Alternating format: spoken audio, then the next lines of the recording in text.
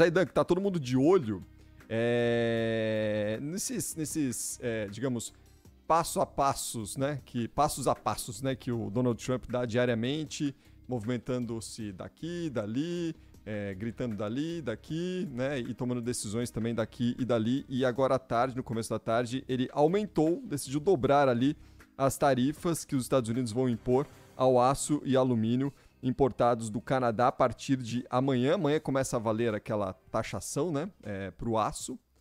Pelo menos é esperado que passe a valer aquela taxação de 25% para o aço. E no caso do Canadá, serão 50%, uma resposta do governo americano à taxação, a uma retaliação que o estado de Ontário, no Canadá, aplicou ao fornecimento de eletricidade para Minnesota, Nova York e Michigan, 3 estados americanos, o que gerou essa, como se a gente poderia dizer assim, uma contra-retaliação dos Estados Unidos, dobrando então a tarifa de aço e alumínio importados do Canadá a partir de amanhã.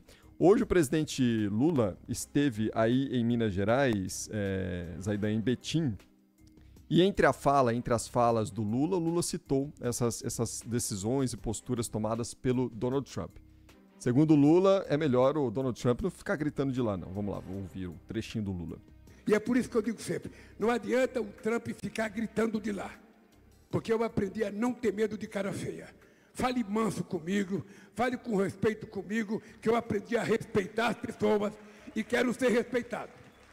É assim que a gente vai governar esse país. E, de algum modo, Zaidan, o governo brasileiro está atento justamente a essa sobretaxação do aço brasileiro, prevista para amanhã, como eu destaquei há pouco. Em relação a que posturas o Brasil vai adotar ou vai tomar, que decisões vai tomar a partir do momento que começar a valer a taxa de 25% sobre o aço brasileiro, uma vez que o governo ainda espera para ver, ou paga para ver, porque... assim como em outros momentos, o governo ainda acredita que pode haver ali um adiamento ou uma negociação que faça com que o jogo siga como está atualmente. Então, tá todo mundo atento ao que acontece ali pelos Estados Unidos mais um dia, viu, Zaidan? Pois é, Panvec. O Brasil ainda vê alguma chance de conversar, né? Houve a conversa do Alckmin com o secretário de Comércio. E como o Trump, ele dança o tempo todo, então ele faz movimentos contínuos, né? E às vezes em direções inesperadas. O Brasil aguarda. Essa elevação para 50%, por exemplo, atinge só o Canadá, mas não livra Brasil e México de 25%. Os Estados Unidos têm 5 grandes fornecedores de aço e alumínio. O Canadá é o principal deles, é o maior fornecedor. Aí você tem Brasil, México, Japão e Coreia do Sul. Então o Brasil tem uma posição importante. E é claro que 50% vai inviabilizar, a não ser que seja, olha, só o Canadá produz esse aço e a minha indústria precisa desse tipo de aço. Caso contrário, o cara vai buscar em outro lugar.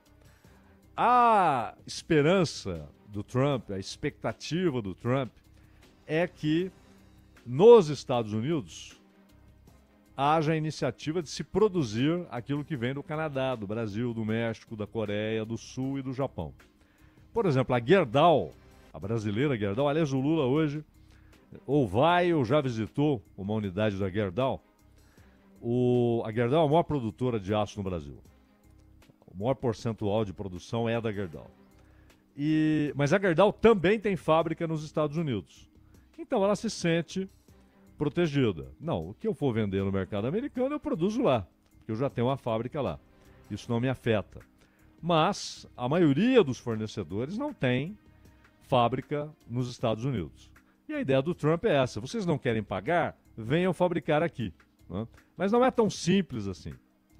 O custo de você montar uma planta, uma fábrica pesada, grande, com o nível de salário nos Estados Unidos, comparado com o nível de salário que você paga no Brasil, ou paga na Coreia do Sul, ou paga no México, a diferença é imensa, imensa.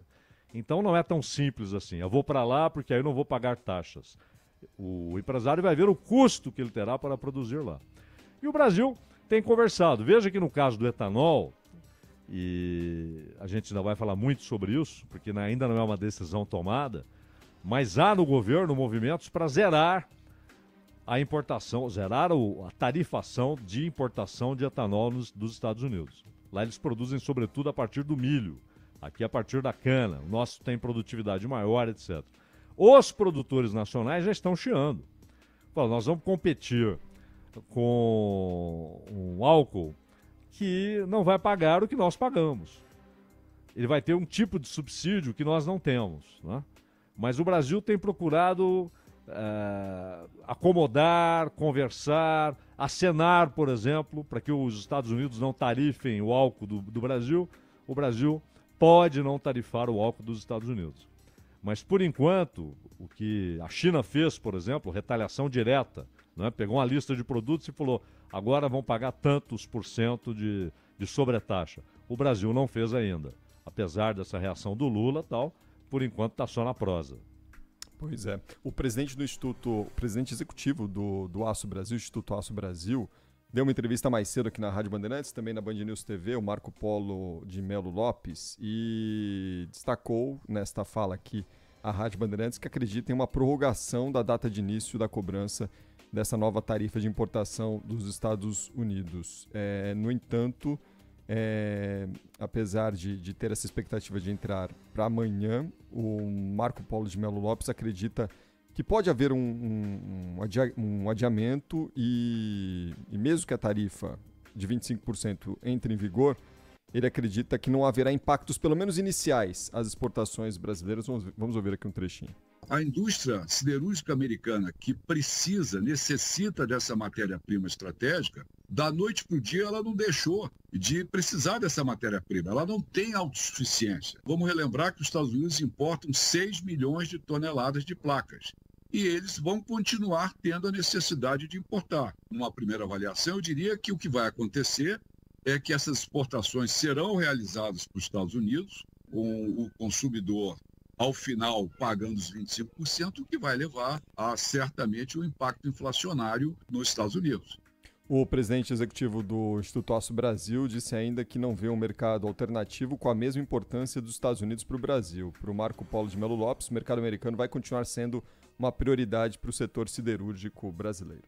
Eu não consigo vislumbrar nesse momento nenhum outro mercado no mundo, olhando para a Europa, olhando para a própria Ásia, que tenha uma necessidade dessa grandeza de 6 milhões. Então, eu acho que o mercado americano continuará sendo um mercado prioritário, só que uma faixa de preço que será mais elevada.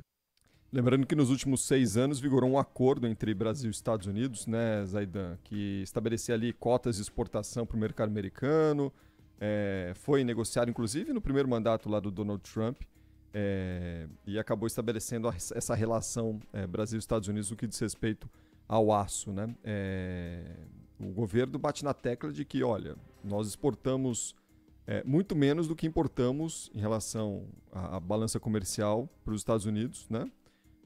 E se apega nessas brechas, ou pelo menos nesses argumentos, para tentar convencer o governo americano. Vai ser difícil, né, Zaidan? Mas é parte do jogo ali da diplomacia brasileira.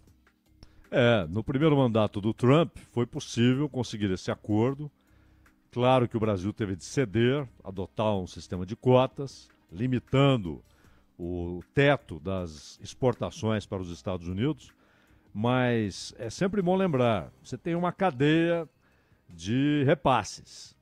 O produtor brasileiro vai pagar para colocar esse produto lá, quem vai pagar é o importador, ou seja, uma fábrica nos Estados Unidos. Essa fábrica repassará o aumento de custo para o seu produto. E lá na frente, esse custo adicional chegará ao consumidor final. E no caso do aço, a utilização é tão ampla, nós estamos falando de 6 milhões de toneladas, que não é impacto só numa mercadoria, não é só carro. Você tem inclusive a construção civil, você tem diversos setores industriais que usam aço brasileiro, ou canadense, ou mexicano, ou japonês, e esse aço ficará mais caro. É claro que lá na frente isso vai chegar ao consumidor. O Trump ontem, inclusive, falou, eu acho desagradável falar sobre recessão, mas é possível, né? Tanto que teve aquela reação no mercado e tal. E friamente, por que depois o dólar recuou? Porque friamente as pessoas calculam, peraí, a primeira iniciativa é buscar dólar, é o porto seguro, né?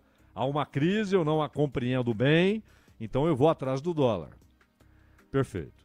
Só que depois ela analisa exatamente o que está acontecendo. Bom, se há risco de recessão, se de fato esse risco for real, o Banco Central dos Estados Unidos não vai elevar taxa de juros. Provavelmente irá reduzi-la para combater um ambiente recessivo.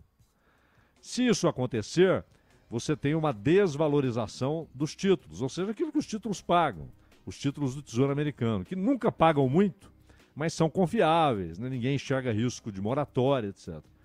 Então é claro que se esse cenário se consolida, haverá menos procura por dólar. A economia é um troço maluco, né, Panvec? Uma decisão, ela tem consequências em várias direções, né? Exatamente. É tudo muito encadeado, né? E ela acaba gerando todo esse balanço e contrabalanço que a gente acompanha diariamente nos números, enfim, e todo esse equilíbrio que é necessário, né, na discussão e na elaboração das políticas econômicas pelos governos.